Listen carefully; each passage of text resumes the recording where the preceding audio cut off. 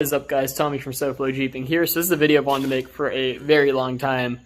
Some of you know this exists, some of you don't, but where's my hand? There's my hand. Some of you know what this is, some of you don't. So I'm going to kind of first tell you guys what this is, give you guys a little bit of history, and then go over our exact Jeep here.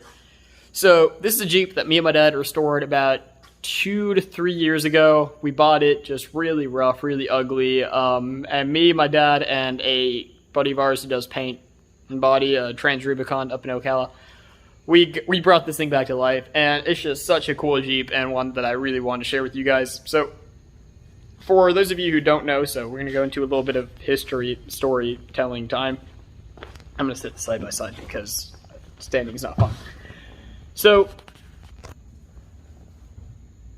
pretty much the entire country. So I'm sure you've all seen like the little like mail cars, like the Grimmons, or that go around and go house to house.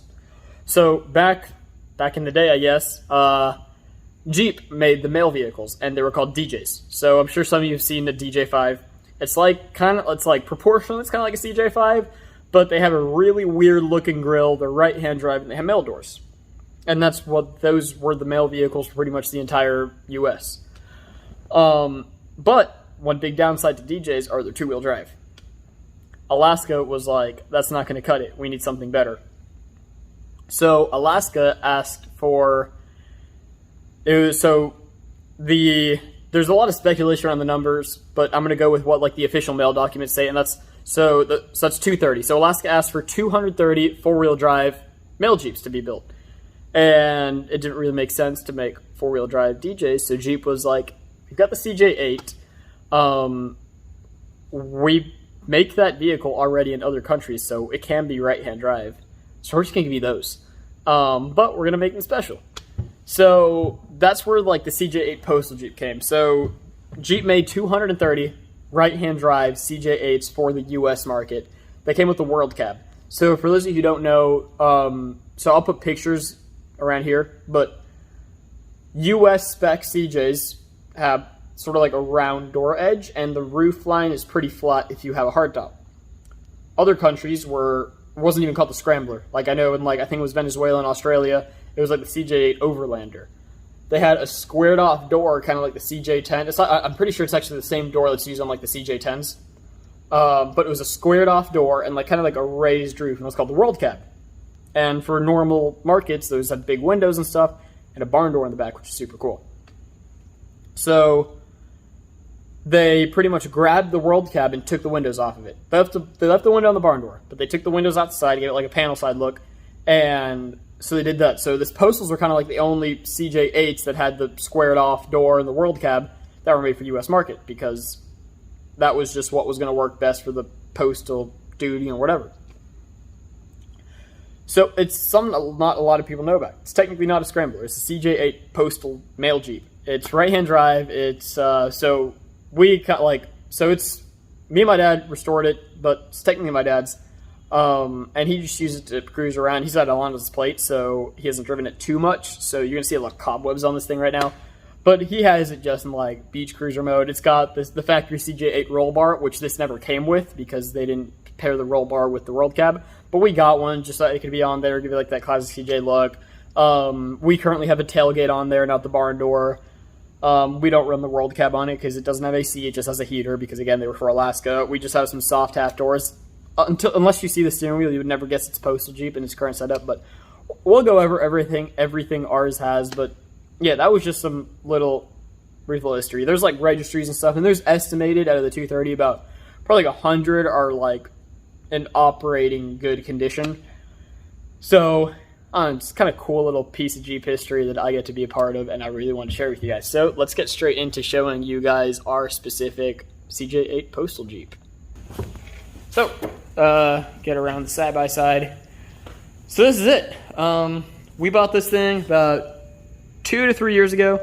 I'll put a picture of it when we bought it, but it didn't look the same. We bought it as a rust-free Jeep, but there was a lot of really shady, shoddy body work, and we pretty much redid the whole thing.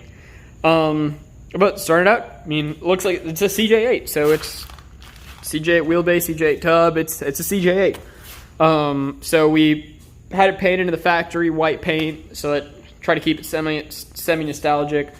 We wanted to keep it super period correct. At first, we thought of maybe going crazy with the build, doing tons of stuff. And like, if we had bought a normal CJ8 maybe, but it just didn't seem right to do it to this. So we just wanted to keep it super period correct. We did a 4.5-inch Rubicon Express lift with some Rancho 9-way adjustable shocks. And I mean, if you're gonna build an 80s Jeep, you got to do some 8 holes and some all-terrains. So we've got 35-inch BF Goodrich all-terrains, and we've got just some Mickey Thompson, just 8-hole wheels. Stock headlights were absolutely terrible, so we put some truck lights in there. And we wanted to update it, but we didn't want some tacky. Like, we didn't want some tacky headlights. It just didn't look right. And I don't know, for me, like, the truck lights just always look really good on older vehicles. I don't know why. It just brings that slight little bit of, like, modern touch to them without going overboard. But yeah, we put new plastic trim everywhere, new little reflectors everywhere, just to freshen it up. Axles are still all the stock axles. I believe it's a Dana 30 and AMC 20. Could be wrong.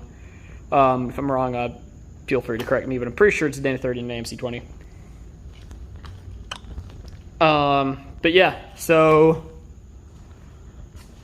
windshield, we pretty much just leave it down again. We cruise with this thing a lot. It's dirty right now, but not to come around to the fun side. Well, we got just some best stop soft doors. We do have the World Cab and the squared off doors and the barn door. We just, again, because it's Florida, we don't leave them on. We put new seats in it. Right-hand drive. This is my favorite thing about this thing. It does have the standard 4.2, just like most CJ8s did. Standard 4.2.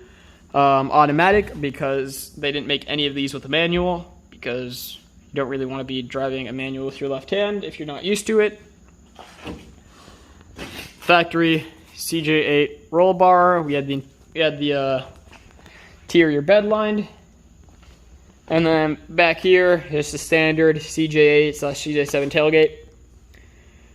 But yeah, just overall, just super fun Jeep to build and restore. We spent about a year putting it together. I'll walk around all the stuff in here. We spent about a year putting it together, and it's just super cool piece of Jeep history that I really want to share with you guys. If you have any questions about it, feel free to ask me. I'll answer them to the best of my ability. I hope you guys enjoy this video. If you want to like the video, like the video. If you want to comment on the video, comment on the video. If you want to subscribe on the video, subscribe on the video. Thank you guys so much for watching, and I'll see you guys on the next one.